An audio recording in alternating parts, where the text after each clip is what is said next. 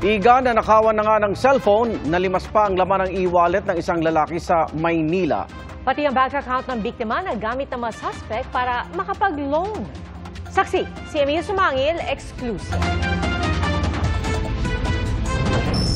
Pagtawid ng magkasintahang yan sa bahagi ng Taft Avenue sa Maynila, isang grupo ang sumabay sa kanila.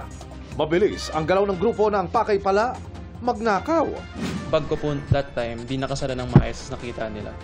Tapos ang bilis binangga ako nung isang babae, kaya napatalikod po ako. And then after nun, wala na yung cellphone ko. Tumingin sa akin yung babae na naka-mask bago kami tumawid. Nagkatingin pa kami, tapos dire-diretso na sila. Nakita pa sa CCTV na naglakad ang mga salarin patungo sa direksyon ng Ross Boulevard, saka bumalik sa area ng Taft Avenue hanggang sa tuluyang nawala. Kasabay ng pagkawala ng smartphone ng biktima, ang pagkalimas din ng laman ng kanyang e-wallet. Pati bank account na nakalink sa e-wallet ng biktima, ginamit daw ng mga magnanakaw para makapag-loan. May nag-email sa akin na nag-change lang ng password.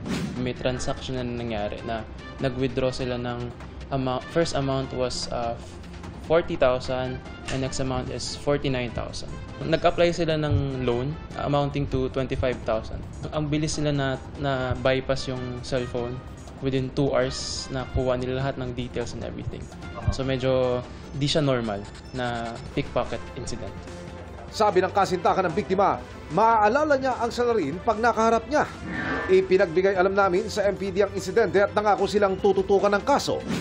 Meron na tayong mga nahuli dito at kung maaari, pwede siyang pumunta rito sa punong impila ng Manila Police District para i-identify niya kung ito yung mga tao na sa tingin niya ay bumiktima sa kanya. Gumawa na rin ng inisyal na aksyon ng e-wallet company kaugnay ng nawalang pera ng biktima.